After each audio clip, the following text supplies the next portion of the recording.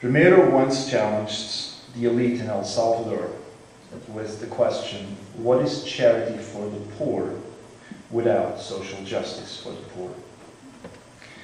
That question has never been more relevant in our globalized society, where often through our daily jobs we participate in a system that destroys the environment and economically enslaves people in faraway countries, only to then give to charities and help as volunteers to reduce the damage that is systemically created by the very system that we sustain. When we look at the social injustices in our world and the environmental stress our planet is under, it becomes often overwhelming and disheartening. At first sight, it looks like a big picture. But it is in the hour of darkness that the stars shine brightest. This morning, I want to talk to you about the stars of possibility.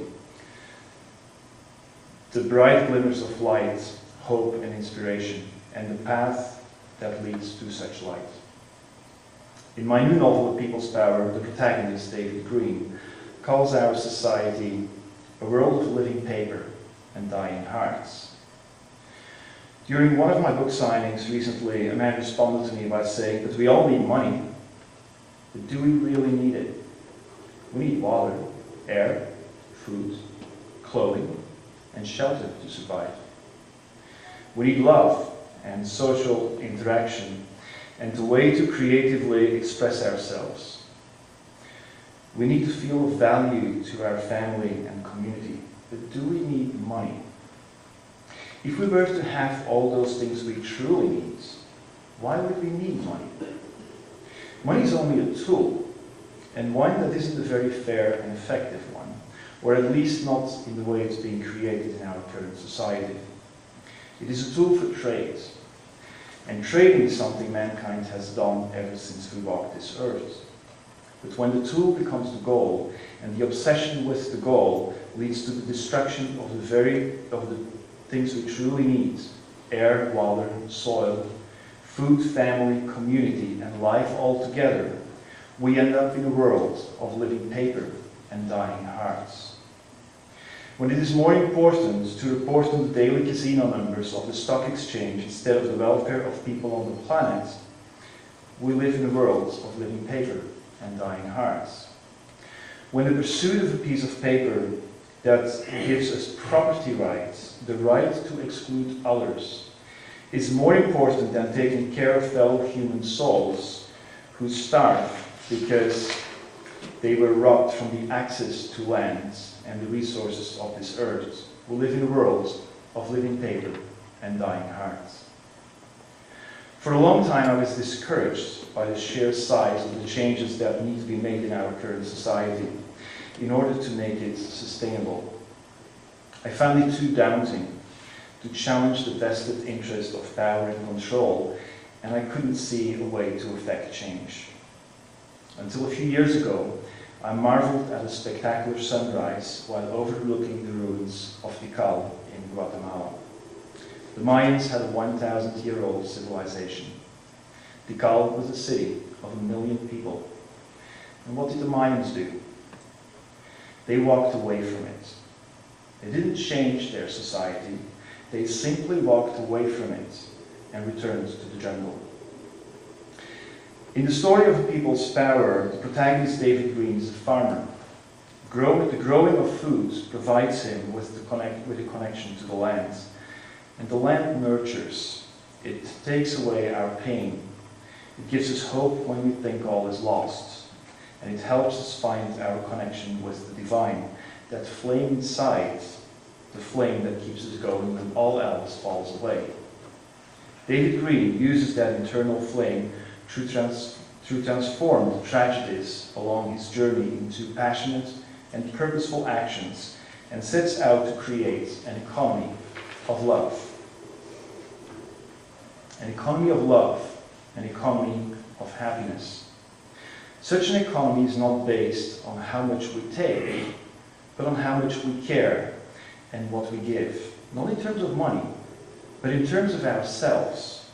What do we give our life to? What do we spend our life on? Ultimately, it is in the giving that we discover lasting happiness. 2 months ago, with the launch of my new book, I chose to read and present for the forgotten souls in our city, the homeless. I spoke to them at the mustard seeds while Slow Food Calgary provided their breakfast. Then I shook hands with each one of the guests of the mustard seeds, signed the book, and gave it to them while some volunteer musicians were performing some soul-touching music. The simple act of recognizing these people and treating them just like any other human being caused a visible change in their body posture and energy, which in turn touched my soul. It reminded me of how much I had valued the kindness of some nurses when I was recovering from a life-threatening surgery a few years ago. It is in the simple act of being our brother's keeper that we find our happiness and touch another's soul. We all say we spend our time on things, but what we really do is spend our life.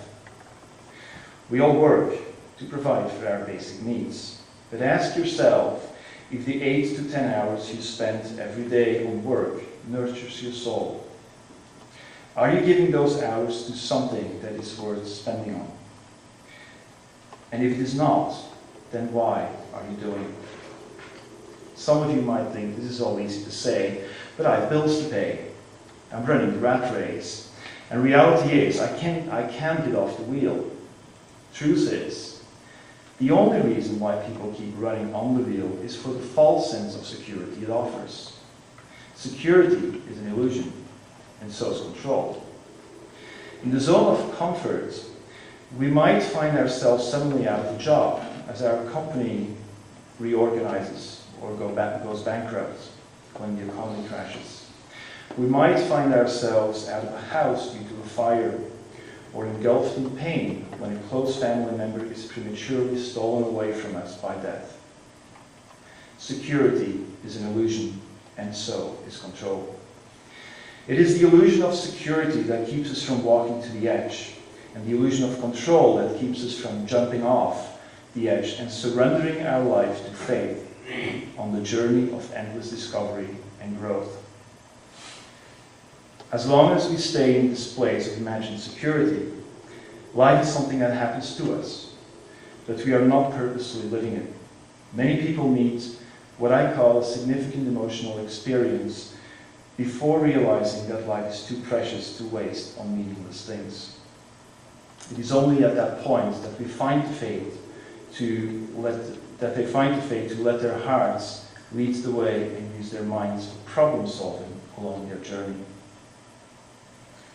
I used to be a corporate executive for a Fortune 500 company. I dealt with the richest people in South America and got to know the poorest when visiting my friends who were doing development work there. Dealing with those extremes in the world, sometimes within 24 hours, messed me up for 2 years. At one point, while walking with a friend through the slums, I saw a little toddler playing in open sewage water and pictured my own children there. I asked myself what the difference was between this boy and my children. And the only difference was the crib in which he was born.